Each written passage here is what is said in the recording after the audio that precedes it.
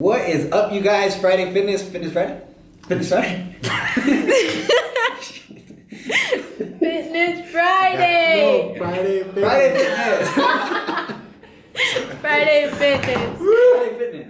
Don't edit this, Rachel. Don't edit this. All right, we're going to try this again. Okay. No editing. Just leave Fitness this. Friday. It's Fitness Friday. What's up, you guys? Fitness Friday, excited. Episode number 3, correct, Tony? Number 3. Yes, 3. We have good questions that were sent to us this week. And if you guys notice, this video is in black and white. Tony's going to explain why. Yes, it is in black and white. So back in the day, guys, back in the day where you could go to movie theaters and you could see people, I had a podcast that was called the Fit Nerds Podcast. Nobody listened to it except me, but I learned a lot. And one of the things that I did, I started answering fitness questions on Snapchat, and I always did them in black and white. And the reason why I did that was because I feel like fitness is black and white. You're either in it or you're not. You can't be, there's no gray. You're either 100% or you're out. So to kind of illustrate that, all of our videos for Fitness Friday are going to be in black and white to kind of remind you, to have that mindset. You're either in or you're out, but you can't be in the middle. You can't be warm, because all the people that are warm and that don't go all in, they never get the results that they're looking for, and they end up quitting. So you're either black or you're white. That's why all these videos are going to be in black and white. So we have questions that we're going to answer today. Eric's going to answer 3. I'm going to answer 3, and hopefully we can provide some value for you guys. So here we go. How do you start your fitness journey? How do you start your fitness journey? Tony talked a lot about this in the first episode, which was in podcast form, and he laid it down to the dot. And I think it's really important, if you have an opportunity, if you haven't seen it, go back and listen to it. But it's really important to really start how Tony was explaining the black and white thing. You can't be in the middle. You have to come to a realization, or you just have to either be sick of where you're at in life, with your body or whatever it is, and make that decision. A lot of people will end up just getting motivated at the beginning and then kind of drifting off. But I believe the first thing you have to do is really stick to it and say, hey, I want to change. I want to do something different. I want to look different. I want to feel different. And then from there, make a decision, and then start planning, effective training, effective exercises, and then sticking to it, and then reminding yourself why you started. Because a lot of the times we end up wanting something, but at the end of the day, we don't really put in the actions of what we are saying that we want. At the end of the day, that doesn't really work together. So the way to start is to convince yourself, being in a place where you don't want to be anymore, right? And then planning ahead and really just saying, all right, I'm going to do this way, I'm going to work out this way, I'm going to do it this many times. You want to be specific as possible, so that way you can kind of go on a day-to-day basis and not look in, I want to look like this in 2 months, and then in a month or in those 2 months, you look the complete opposite. So micro plan, and then do the things daily to get you to wherever you want to get. Should I work out under stress? So the answer is it depends. And this was something that I had to work through a lot, because my job is super high stress, really long hours. I don't have a normal 9 to 5. So I often found myself very, very stressed. So there's 2 ways that you can go about this. If you work out when you're stressed and that workout helps you relax, then by all means, do it. Everybody needs a release, something therapeutic. Do it and use it as kind of your personal time to just release all your stress and feel better. But at the same time, what I started doing was I was really stressed, and then the workout would make me really stressed because it would cause me to be in pain, and really intense pain. So I was trying to work out to build as much muscle as possible, but as I did that, I was always really sore. So my job was high stress, and then I was in pain all the time. And then because of the nature of my job, I couldn't get in my meal. So that frustrated me. And then I couldn't sleep well. And it was a mess. So I had to completely change the structure of how I worked out in order for it to not be such a painful thing, I guess you could say. Change my rep schemes and things like that. But I'm of the idea that you should always work out. And if it's therapeutic for you, great. But if it hurts you, or if it just makes the stress worse, then you might want to either rethink the way you're working out or the time that you're working out, and switch that up so that the workout can be something positive and not something negative. How important is nutrition? Nutrition is everything. I don't know if you've been able to hear the phrase, the 80-20 rule in fitness, but it means 80% nutrition, 20% gym. When it really comes down to wanting results, wanting to truly get to somewhere, nutrition is the key element of how you're going to get there. You can't go and work out, lift weights, lose, for example, 300-400 calories in one weight session and then go and eat 800 to 1,000 calories after just because you say, I worked hard enough, I deserve it. So there's a lot of ways that you can kind of keep that in check, counting calories and things like that. But my advice is just to eat as clean and simple as possible. A lot of people kind of lose their way because of this, because of the nutrition. It either becomes too frustrating or too hard.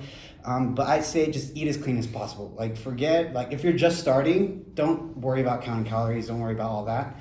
Just try and stick to the cleanest things. Get rid of, little by little, just like Tony talked about in the first episode, little by little, get rid of, sugars or the things that, like the junk food that you eat, so that it doesn't have to be all in one set. Like you eat one way one night and then the next day you want to eat completely clean. It's not going to happen. So do it little by little, and then it'll become a habit, it'll become a lifestyle, and that way it'll be more of a longevity kind of thing, and then you'll be able to kind of just go with the flow with the nutrition, and I promise you that is one of the most important things that you can do for your health and fitness. Will weights make women bulky? So a lot of women are afraid of the weight room. They're afraid of the bench press or the squat. My wife had the exact same issue early on. And the reality is, guys, that if you're a woman, your body simply does not have the testosterone necessary to build incredible amounts of muscle. I'm sorry. So that being said, it's not going to make you incredibly bulky and gross, and it's not going to happen. You would have to do that on purpose. You would have to eat a ridiculous amount of calories, and you'd have to take drugs in order to be able to be just a beast and look like a man. That's not going to happen. So that being said, I believe that all women should lift weights. It helps with your muscle. It's the exact same thing as a guy doing it, except you're not going to have as much mass, but you're still going to look good. You're going to feel good. Things aren't going to sag where they're not supposed to sag. You're just going to look better and you're going to feel better. So don't be afraid of getting on that bench press, of learning how to squat. My wife does now. She deadlifts, more than her weight. She's a beast. And so, but initially she just wanted to do the cardio and the crunches, all of the normal stuff. But now she's realized that the muscle that she's put on and any gains that she's made have been because of those heavy weights. And she doesn't look like a man. What are your thoughts on cheat days? My take on cheat days is it's more mental than physical. So depending on your goal, for example, I'm prepping for a show in October, so I'm gonna get to a certain point where either my cheat meals have to be exact or I don't get any. But anyone that's out there just trying to stay fit, trying to stay healthy, cheat meals are more effective mentally than physically. And the question was my thoughts on cheat days. I'm not really for cheat days. I don't think you should have a cheat meal in the morning, in the afternoon, and at night. I feel like you should just stick to maybe just one meal. But when it comes down to it, a lot of times we can get frustrated because we are not supposed to eat certain foods, or we're not able to just because, yada, yada, yada, we can't eat this or that or that. And that really messes with you mentally.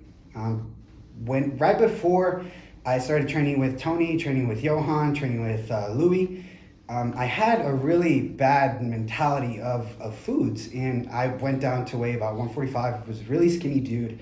I was shredded in a way, but it was very unhealthy, meaning I wouldn't eat I just wouldn't eat foods. I wouldn't eat cheat meals. I wouldn't eat this and that. So it messed with me mentally, thinking that if I even touched or looked at a donut or looked at a slice of pizza, I would gain 1,000 calories, So at the end of the day, it's all about the longevity of things and really truly creating that lifestyle, like I said in my last question, to be able to create a healthy relationship with fitness and with health, to be able to do it for a long time.